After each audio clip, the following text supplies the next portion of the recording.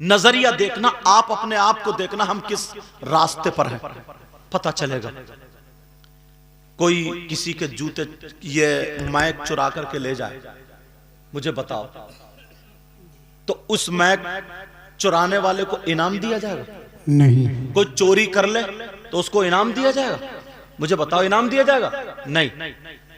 कि जितनी चोरी की है उसके एतबार से जो काजी साहब सजा उसकी बोलेंगे, जो हद होगी उसकी, वो सजा उसको दी जाएगी। और पूरी चोरी के ताल्लुक से अगर इस्लामी हुकूमत भी पीछे जो बातें कर रहे हैं वो बातें ना करे, ले गांव में लड़ाई और उधर बातें चल रही हैं। कुरान में अस्सारिकु वस्सारिकतु फक्तु ऐदियहुमा,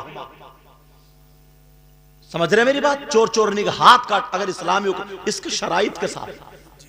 लेकिन सुनो, तुम्हारे यहां शादी होती, जरा तवज्जो रखना इस बात पे, एक रस्म ऐसी निकाली जूती चुराने वाली।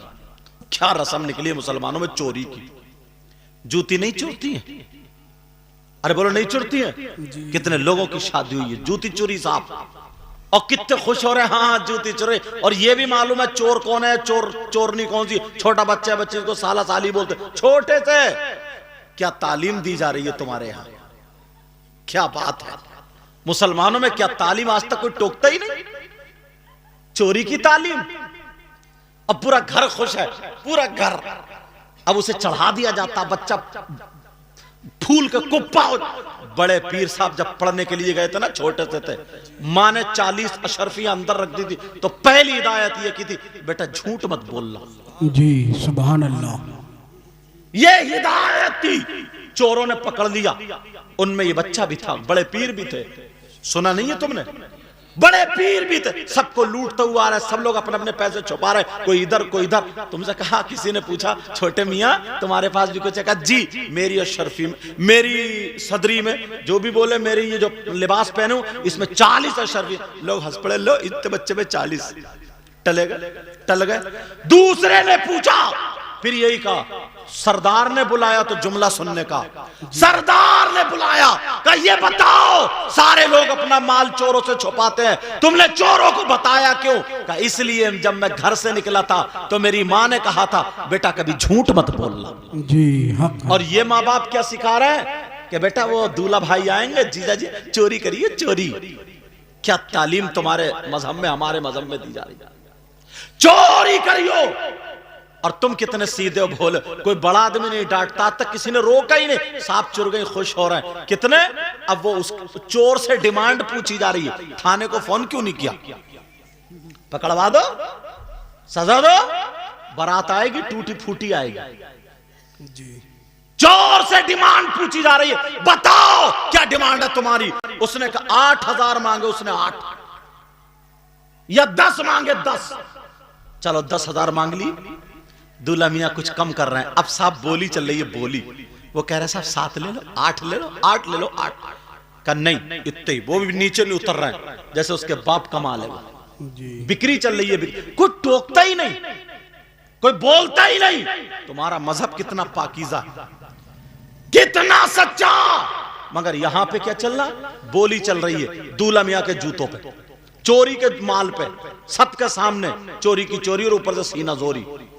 एक बूढ़े मियाँ आए, बुजुर्ग आए, बोले क्या बात है? बोले ऐसे। बोले ऐसा करो 9,000 में निपटाओ बेटा। ये बूढ़े मियाँ का फैसला।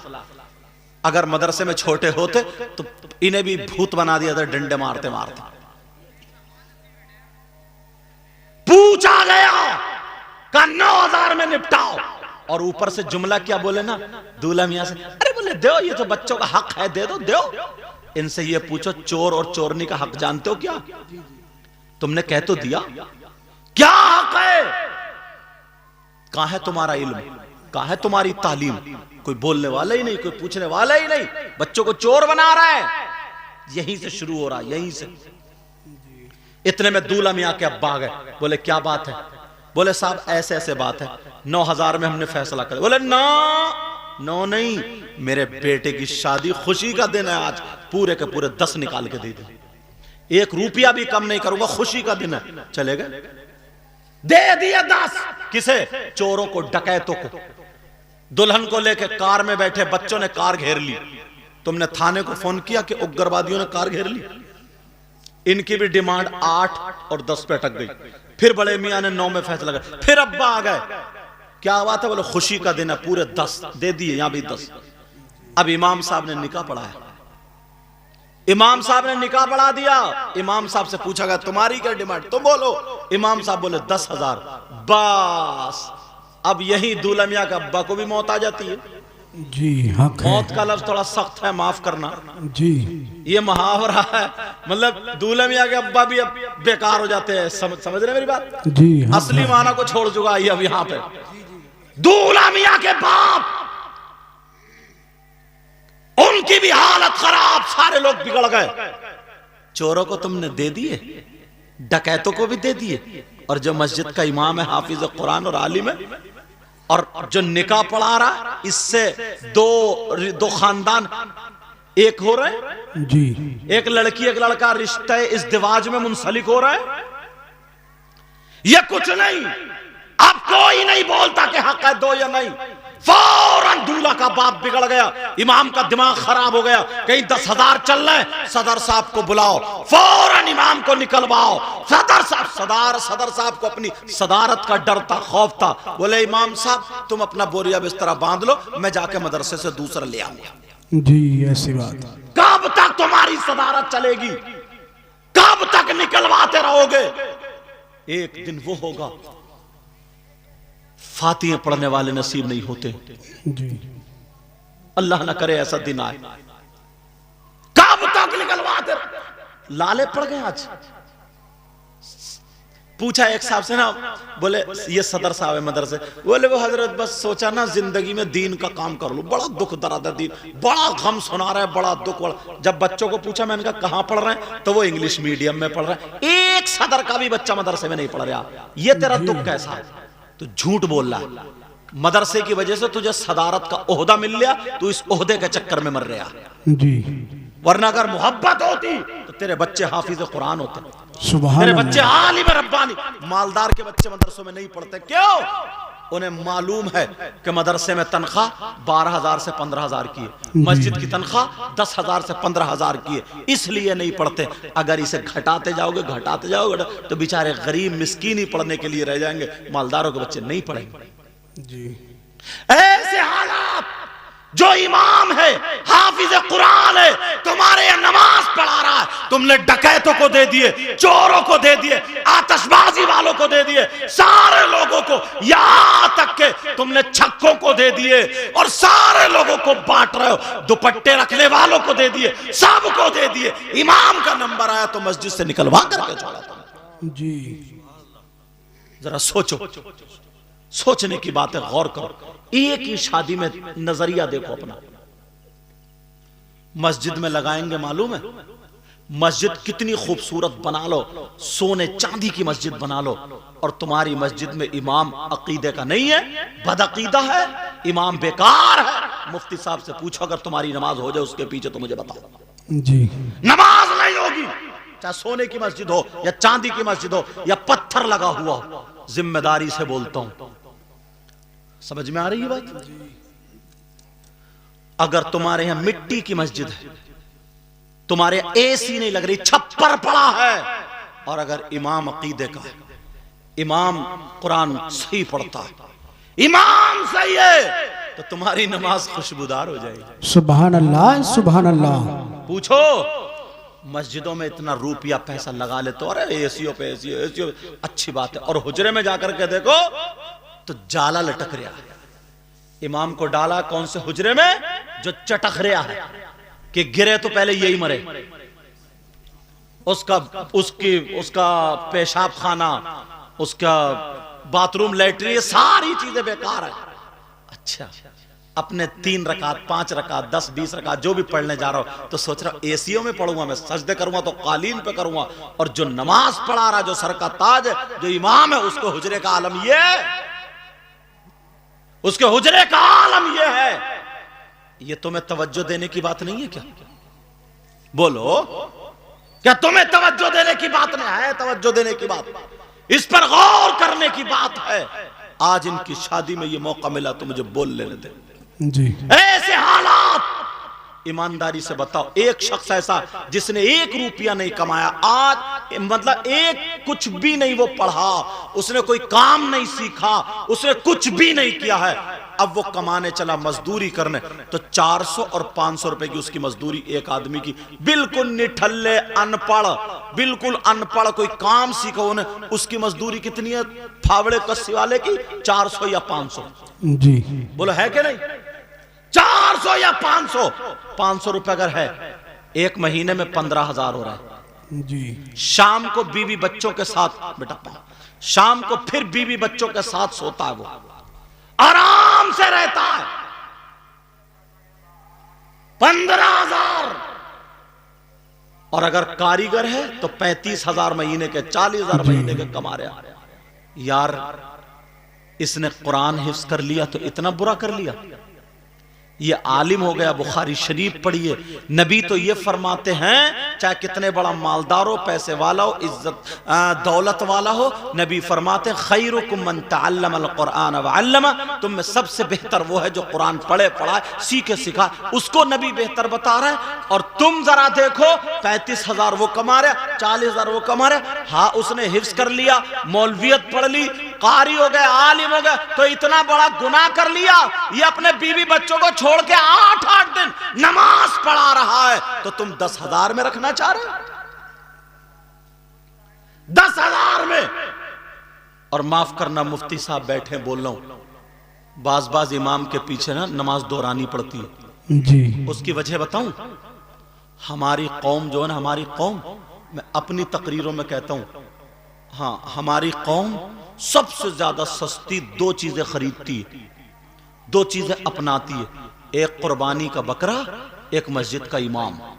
जी। यहां नहीं देखती नमाज होगी नहीं होगी, समझे उससे पढ़ना आ रहा है नहीं आ रहा, समझे उसके मसाइल कुछ थोड़े बहुत याद है नहीं है, कोई मतलब नहीं है, बस लहरा मार रहा। एक तो ऐसे बढ़ रहे मुस्तकीम, अरे हम मुफ्ती साहब से पूछियो नमाज होगी क्या? खलास खत्म। और तुम झूम रहे हो, यार बड़ी प्यारी आवाज है, बड़ी प्यारी। तुम्हें क्या पता किसके खेत में किधर को पानी कट के जा रहा है?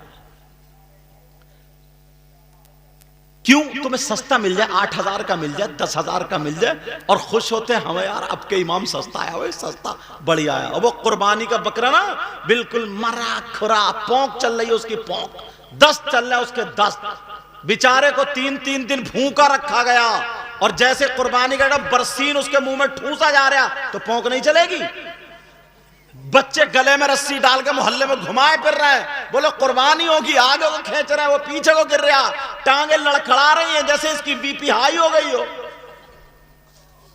चेकअप कराया जाता, कोई कल अच्छी नहीं निकलेगी इसकी। ये लाएगा कुर्बानी साहब, कितने का? बोले 4,500 की बकरी लाया हूं साहब, अब कुर्बानी होगी, बकरी लाया मरी खुरी। कुर्बानी तो हो जाएगी अगर कुर्बानगाह तक जा रही है तो, लेकिन मैं जहां बोल रहा हूं वो समझो आप, बिल्कुल मरी खुरी सस्त। और कपड़े लेगा, अगर बस ससुराल से जोड़ा अच्छा ना मिले, या कुछ ना मिले, या कहीं रिश्तेदारी में ना मिले, तो मुंह टेढ़ा हो जाएगा। रसगुल्ले ना मिले, खाली नमकीन बिस्किट से चाय पिला दी, तुर्श हो जाता है, मत पूछो। ऐसे हालात, तुम्हारे इलाके के जो भी आलिम हो, अगर मस्जिद में इमाम रखना तो उनको लेके जाओ, उस इमाम साहब को, और उनके पास लेके जाओ, हजरत हम अपनी मस्जिद में इनको इमाम बनाना चाह रहे हैं, आप इनको चेक कर लीजिए, जो पूछना पूछ लीजिए, देख लीजिए ये हमारी मस्जिद के लायक, हम नमाज इनके पीछे पढ़े, मस्जिद के लायक हैं कि नहीं है। तुम इतना काम नहीं कर सकते हो? जी। अपना घर बनवाते हो तो इंजीनियर से जाके मशवरा लेते हो कि साहब जीना कहां रखूं मैं? एक घर बनवा रहा, गाड़ी खरीदता तो पहले मैकेनिक को देखता कि जरा इसके इंजन पे नजर मार लिए, और इमाम अपनी मर्जी से रख रहा हो, तुम्हें क्या पता कहां लहरा मार रहा है ये, तुम्हें क्या पता ये कहां जा रहा है, तुम्हें क्या पता इसका अकीदा अच्छा है कि नहीं है, तुम्हारे इलाके के जो मुफ्ती साहब हो उनके पास ले जाओ और ले जाकर कहो हजरत हम इनको रखे, भरपूर इतने पैसे दो ताकि उनकी नियत इधर उधर खराब ना हो। जी 8,000 रुपए देते हैं, खर्चा पूरा नहीं होता, वो तावीज करने बैठ जाता। अब उससे तावीज आता नहीं है, उधार लिए थे जो गिन के दे रहे। देना भी सुन्नत है, लेना भी सुन्नत है, मगर दोनों देना ना। हाँ तो रख दो आराम से बेटा।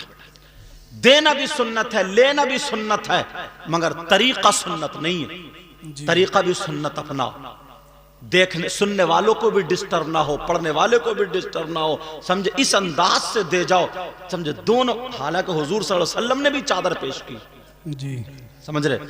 पहले जैसे लोग गड्डी उछालते थे, थूक लगाए और ऐसे करके जैसे नाचने वालों को ऊपर बाजेदारों पे ऐसे करके लुटाते थे, अब वो शायरों पे लुटा रहे हैं, 30 की आवाज और निकल रही है जी। लेकिन सुनो, मैं जो बता रहा था वहीं पे पहुंचो। अब वो क्या करने लगता है, 6,000 में उसका तो खर्चा होगा नहीं, 8,000 तावीज करने बैठ गया। वो किताब खरीद के लाया, शमा शमिस्तान रजा, या कोई और किताब खरीद के लाया। अब वो इतना पढ़ा हुआ भी नहीं है। अब आए, अब बोले हाँ तावीज करता हूं, लड़के उसके पीछे घूम रहे हैं। साहब कौन सा तावीज लड़कों को चाहिए वो तुम खुद समझते हो, बोलना जरूरी नहीं है। अब वो उल्टे सीधे काम करने लगा। इसलिए अपने आलिम के यहां इमाम को लेके जाया करो और ये कहो हजरत हम सिर्फ पैसे इतने दे सकते हैं, हम इतने कर सकते हैं, या हमें ये बताइए हजरत हम ज्यादा से ज्यादा कितने कर सकते हैं, हमें मस्जिद के लिए एक इमाम चाहिए, अब आप जाने आपको कैसा देना है। जी अगर उसका अकीदा गलत होगा मुफ्ती साहब भेजेंगे तो ये भुगतेंगे, तुम नहीं भुगतोगे। समझ रहे मेरी बात? हाँ, अगर पता चल गया तुम्हें इसका अकीदा खराब है फिर भी तुमने छोड़ दिया, तब तुम भुगतोगे, तब तहकीक करना और मुफ्ती साहब के पास लेके जाना। समझ रहे मेरी बात? लेकिन हमारा मजहब इतना सच्चा, इतना पाकीज़ा, इतना अच्छा। अभी बात चल रही थी तो बताया था, लोग बोल देते मैरिज हॉल में शादी और इसमें शादी उसमें शादी। एक बात बताओ, पब्लिक बढ़ रही है ना, लोग बढ़ रहे हैं, घर छोटे छोटे हैं। अब अगर उसे प्रोग्राम करना है, उसने मैरिज हॉल अगर कर लिया, उसके घर में इतनी जगह नहीं है जो मेहमानों को बिठा सके, मेहमानों को खिला सके, पिला सके, उसने मैरिज हॉल कर लिया तो कोई गुनाह नहीं है, कर लो जी। समझ रहे? मैरिज हॉल कर लिया कोई बात नहीं, मगर सुनो उसी में जो खुराफात है वो बताना चाह रहा हूं। मैंने कई जगह देखा मैरिज हॉल सज गए। गांव में तो परेशानी नहीं, किसी भी खेत में पिंडाल लगा के कर सकते हो, गांव में कोई परेशानी नहीं है, आसानी से हो जाएगा। लेकिन सुनो, मैरिज हॉल के गेट पर जो 4-4, 5-5 लड़कियां, फूलों की डलिया, उसमें फूलों की पत्ती ऐसे पड़ी और गेट पे खड़ी हो गई, जो भी आ रहा है वेलकम वेलकम, वो मार रही है फूल की पत्ती और बार बार जो यहाँ के कपड़े संभाल रही, एक मारा वेलकम और यहाँ के कपड़े मारा वेलकम, यहाँ के उफ उफ जो हो रहा। इतने नादान तो तुम हो नहीं, ये हंसने की बात नहीं है। इनका बाप कहां है, इनकी मां कहां है, इनका भाई कहां है? ये लड़कियां जो खड़ी हैं, ये जवान, इनका कोई नहीं है क्या? अब अगर इजाजत हो तो मुफ्ती साहब की मौजूदगी में हदीस तुम्हारे सामने रख दूं। जी। नबी फरमाते हैं सलासा ला यदखुलून अल जन्नह अल-आक़ु लिवालिदै वद्दय्यूस व रजुलतुन निसा। नबी फरमाते मेरी उम्मत में 3 किस्म के लोग ऐसे जो जन्नत में नहीं जाएंगे। जी। कितनी किस्म के बोलो? 3। और कौन कह रहे हैं? कौन कह रहे हैं? नबी जी। और नबी जिसको जन्नत से रोक दे तो कोई मुफ्ती साहब ले जाएंगे? नहीं। कोई पीर साहब ले जाएंगे? नहीं। और पीरों की तो मत पूछो, बाज पीर तो इतना बड़ा नालायक है, सबसे ज्यादा कब्रिस्तान में इसी पीर को मारा जाएगा कम वक्त। जी। अरे ऐसा ऐसा निकल लिया, नमाज पढ़ता नहीं, टांगे फैला दी, औरतों से कह रहा पांव दबा। अब औरतें उसके पांव दबा रही हैं उस पीर के, और मर गया ना तो उसका इतना ऊंचा मजार बनता, उरस पे उरस। जी। नीचे फरिश्ते कूट रहे हैं और ऊपर चादर चढ़ रही है। जी हक है। समझे? ऊपर नारा और नीचे कुटाई। जी। ये हालात करेंगे। अब से आप तकरीबन 20 साल पीछे जाइए और देखिए आप 20 साल पीछे, कहीं और नहीं, इसी गांव में आप ले लीजिए। इस गांव का नाम क्या? नीम खेड़ा बजेड़ा। अच्छा, इसी गांव में आप 20-25 साल पहले जाइए आप, तब भी शादी होती थी और आज भी शादी होती है। इस गांव में मैं गांव की आपके बुराई नहीं कर रहा हूं, एक मिसाल इसलिए दे रहा हूं ताकि जहन में बात आ जाए। कोई दिन ऐसा जरूर आया होगा जिसमें नाचने वाली औरतें आई होंगी शादी में, 20-25 साल पीछे जाइए। और आज वो दिन है कि मुफ्ती आजम संभल यहां मौजूद है जी। हुजूर अहसन मियां, उनके बारे में भी वो भी तशरीफ ला रहे हैं जी। या लाएंगे इंशाअल्लाह। और भी अच्छे अच्छे उलमा और ये गुनाहगार भी हाजिर हुआ। तो अब ये बड़ी बात नहीं है कि ये इन नौजवानों की मेहनतें। और जलसों से फर्क पड़ता है, मगर जलसों में कुछ पहलू इस्लाही रहना चाहिए। ज्यादातर नौजवान मोबाइल से सर्च करके अपने आप को संवारने की कोशिश करते हैं जी। मोबाइल में अगर आप सुनोगे तो ज्यादातर आपको पता नहीं चलेगा ना कि मौलाना तकरीर करने वाला कैसा है जी। इसकी तकरीर कैसी है, ये कौन से मसलक से ताल्लुक रखता है, ये क्या है, कहां का रहने वाला। नहीं, आपने उसके कपड़े देख लिए, चमक धमक देख ली, उसका रोना धोना देख लिया, उसके बोलने चालने का अंदाज देख लिया। आपको तो अंदाज का पता ही नहीं है ना, क्योंकि आप तो पीछे से एक्टिंग बाजी देखते हुए आए हैं। बुरा मत मानना, आप तो पीछे से गानों वाला लहजा सुनते हुए, इसी वजह से आप अंदाजा लगा लीजिए। एक ही स्टेज पर दो शायर पढ़े, एक सीधे अंदाज में नात शरीफ को नात शरीफ के ढंग में पढ़े और जरा एक मटक मुटक के और इधर आधर और गानों के ढंग में पढ़े, फिर देखिएगा नौजवानों पता चल जाएगा कौन सी ज्यादा समझ रहे हैं। जी हक है। अगर लहजा आप पहचानते हो तो, नहीं पहचान सकते आप लहजा। तो इसलिए अगर मोबाइल को इस्तेमाल करें और इसको सुने, आप तकरीरें सुने या इसमें बयान सुने, तो तुम्हारी बस्ती में जो आलिम हो, तुम्हारे इलाके में जो आलिम हो अहले सुन्नत वल जमात का, उससे कहो हजरत हमें आधा घंटा 1 घंटा मिलता है, हम तकरीर या बयान सुनना चाहते, हम कौन से आलिम का बयान सुने, हम इसको सुन रहे हैं, इसके बारे में बताइए। इसको सुने या नहीं सुने, वो आलिम है, वो जानता है, वो सही बता देगा। जी हक है। आपको पता, बहुत अहले हदीस घुस गए इसमें, मोबाइलों पर अहले हदीस घुस गए और अब उन्हें पता ही नहीं है, उन्हें मालूम ही नहीं है। अभी मैं देख रहा था गाड़ी में, कई दिन हो गए, ज्यादा मोबाइल जब चलाया, यूट्यूब खोला तो आया, मतलब फिल्में बनाने वाले जो कॉमेडी करते हैं, हंसी मजाक की बात है, उसका नाम पूछा तो उसका नाम कादर खान, अब पता नहीं सही नाम क्या होगा उसका, अल्लाह जाने। वो बयान कर रहा है लैपटॉप खोल करके, वो शिर्क के बारे में बता रहा है अल्लाह के अलावा कोई भी चाहे रसूलुल्लाह से, अल्लाह वालों से मांगना और उनको मानना, ये सब शिर्क है। ये ऐसे कह रहा हूं।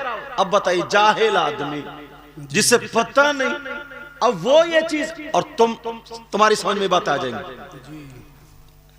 तो इसलिए मैं कह रहा हूं, अगर तुम्हें मोबाइल चलाना, ये बांधना पड़ेगा। लड़के ज्यादातर मोबाइल चला रहे हैं, ज्यादातर अगर मोबाइल चलाना है और देखना, तकरीरें सुनना, बयान सुनना, तो अहले सुन्नत वल जमात के जो उलमा, उनकी तकरीरें सुनो जी, उनका बयान सुनो। अरे यही तो हमारा झगड़ा, आपका झगड़ा वहाबियों से क्या। जरा तवज्जो रखना मेरी इस बात पर। क्या कोई नबी गुमराह हो सकता? नहीं। आप खुद बताओ, क्या कोई नबी माज़अल्लाह गुमराह हो सकता? नहीं। और अगर आपके सामने नबी को कोई गुमराह कहे तो आप उसे अपना दोस्त बनाओगे? नहीं। उसे अपना इमाम बनाओगे? नहीं। वो चाहे कितनी बड़ी टोपी वाला हो या कुछ भी हो। मुफ्ती आजम बैठे, अगर मैं गलत बोलूं तो मुझे पकड़ लेंगे। जी। अब कुरान शरीफ की आयत तुम इमाम के पीछे पढ़ते हो, सुनते हो, बिस्मिल्लाहिर्रहमानिर्रहीम,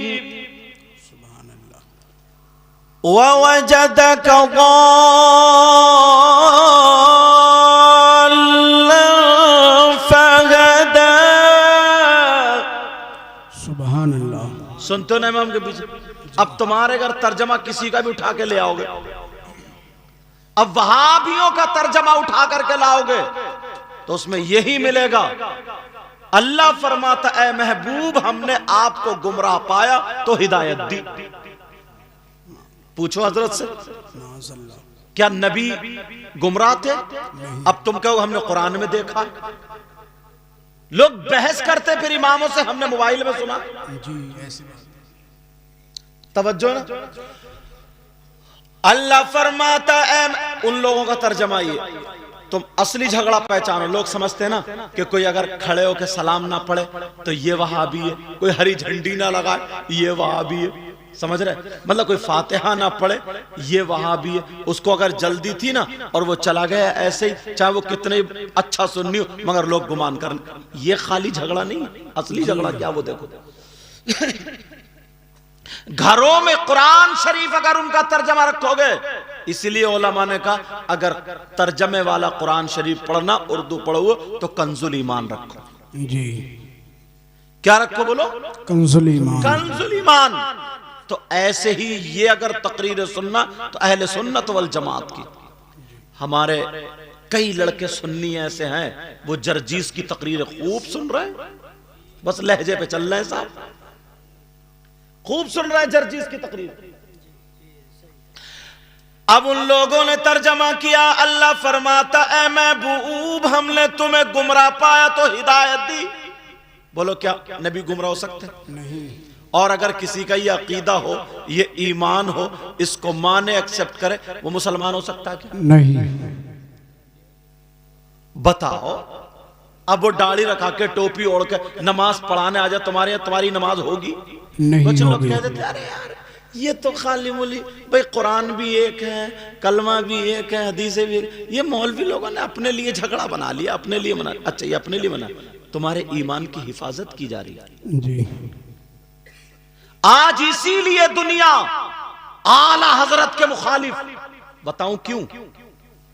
कुछ खानकाओं में ऐसा हुआ कि खूब सा ढोल बज रहे हैं, समझे, मज़ामीर और ताशे गाजे बाजे कव्वालियां, उल्टी सीधी बातें। अब किसी ने पूछ लिया कि साहब अगर कहीं के उर्स में या कहीं और अगर ये नाचने वाली औरतें ताली बजा बजा करके औरतें अगर कव्वाली गाएं, या आदमी जो फासिक व फाजिर है वो कव्वाली गाएं, तो क्या जायज है ना जायज? आला हज़रत ने कहा ना जायज, हराम, जाहिर सी बात है।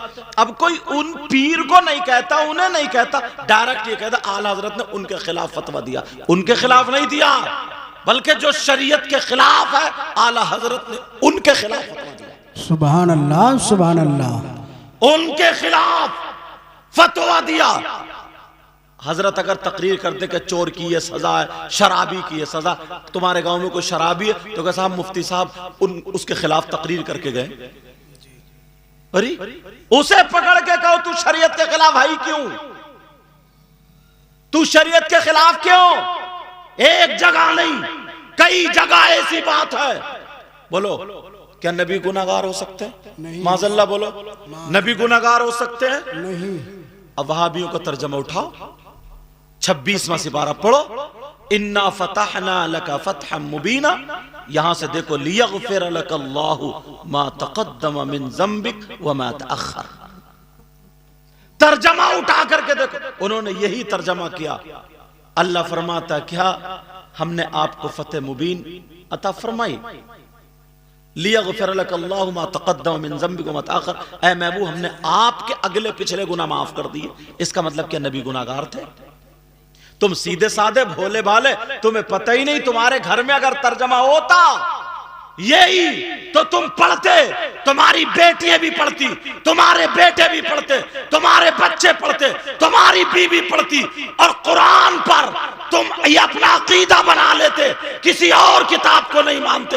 ये कहते कुरान में ये आया है, अल्लाह ने फरमाया हमने अपने नबी के महबूब के अगले पिछले गुनाह माफ कर दिए। अब नबी को अगर कोई गुनाहगार माने, वो अकीदा रखे कि नबी गुनाहगार है, बताओ क्या वो मुसलमान हो सकता? नहीं हो सकता। उसका ईमान हो सकता? वहाबियों का तर्जमा यही है, मैं कहीं और नहीं। जो मुफ्ती आजम संभल, जो इनके शागिर्द फतवे लिखते हैं, ये वो हैं उस्ताजुल मुफ्तीयीन है, बड़े बड़े मदरसों में पढ़ा रहे हैं इनके शागिर्द। गलत बोलूंगा तो मुझे पकड़ लेंगे ताकि मेरी भी इस्लाह हो जाए, लेकिन बात हक बोलूंगा, सच्ची बोल। असली झगड़े का तो तुम्हें पता ही नहीं है, असली झगड़े का तुम्हें पता नहीं है, मामले का। अरे यार, नबी को गुनाहगार, कुरान शरीफ देखो ना उन वहाबियों का, और वही आला हजरत ने तर्जमा किया, आए हाय ईमान बचा लिया। सुभान अल्लाह। आला हजरत बोले, ए महबूब, आपके सबब आपके अगलों के आपके पिछलों के गुनाह माफ फरमा दी। सुभान अल्लाह, सुभान अल्लाह। अल्लाह फरमाता, ए महबूब, हमने आपको अपनी मोहब्बत में खुद रफ्ता पाया तो हिदायत दी, तो आगे बढ़ा दिया। क्या प्यारा तर्जमा, ये भी तर्जमा है। अल्लाह समद। एक चीज तो ये तो कुरान शरीफ की बात कर, और इन लोगों ने हदीसों में इतना डाका डाला अपने अपने मतलब की। अगर अच्छा आलिम ना हो तो पकड़ नहीं पाएगा हजरत जी, अपनी अपने मतलब की जोड़ दी और वो निकाल दिए जी। मगर कुरान में तो ये नहीं कर सकते ना। वह इन्ना लहू लहाफिजून, जी, कुरान में क्या कर सकते हैं? नहीं। अल्लाह ने उसकी हिफाजत का जिम्मा ले लिया। कुरान शरीफ में गड़बड़ी नहीं कर सकते।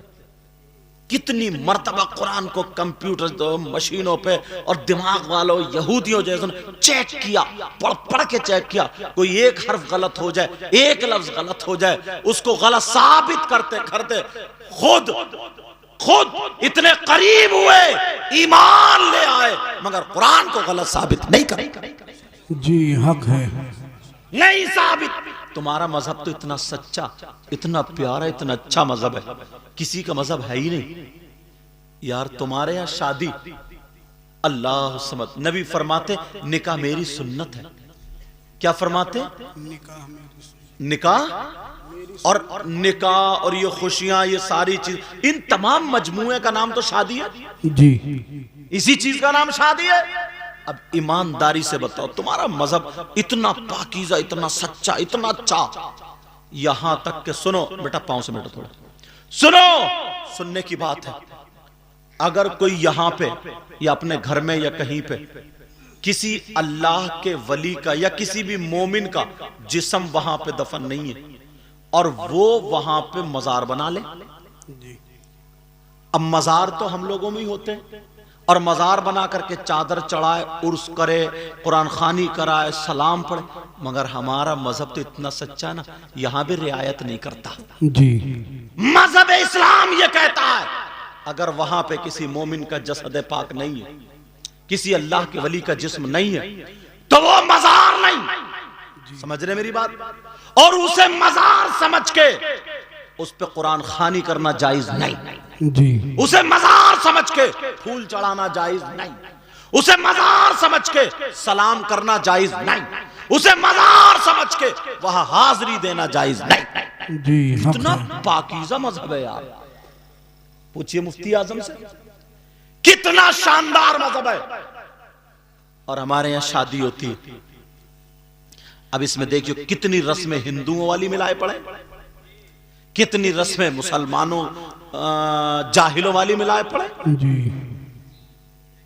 आतिशबाजी शादियां तो हजरत आदम अलैहिस्सलाम से लेकर के अब तक होती चली आ रही है। आतिशबाजियां इतनी छूट रही है, इतनी छूट रही, इतनी छूट कि मत पूछो। और नजरिए इतने खराब है ना, नजरिए। अगर इजाजत हो तो दो बातें बताऊं जी। शादी में देखना आप यार, बात आसान करके कहूंगा ताकि आपकी समझ में आ जाए।